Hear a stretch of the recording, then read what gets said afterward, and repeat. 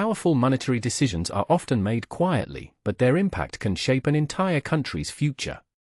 Sri Lanka's latest move on interest rates is exactly that kind of quiet turning point, and this is where the debate really begins. Sri Lanka's central bank has decided to keep its key policy interest rate unchanged, signaling that it wants to balance two critical goals at the same time, bringing inflation back toward its target and keeping the country's economic recovery on track.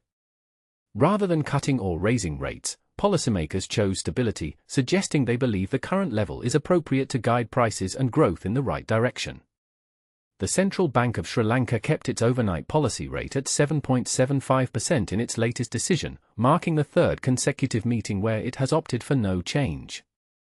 This continuity indicates that the bank sees current financial conditions as broadly aligned with its objectives for inflation control and economic expansion. Interestingly, this decision did not surprise professional observers. All 10 economists polled in advance had predicted that the rate would be held steady, reflecting a consensus that a wait-and-see approach is the most prudent path for now.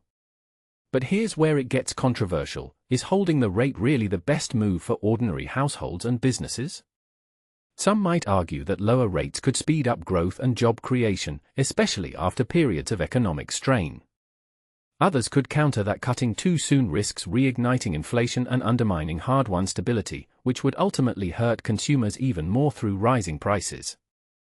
And this is the part most people miss. Central bank decisions like this are not just about today's data, but about expectations and credibility. By keeping the rate steady for a third meeting, the bank may be trying to send a clear message that it is serious about anchoring inflation while still supporting recovery. The real question is whether this strategy will pay off in the coming months. What do you think? Should the central bank have been bolder and cut rates to boost growth, or is maintaining the current level the wiser choice to protect long-term stability? Share whether you agree or strongly disagree with this decision, and why.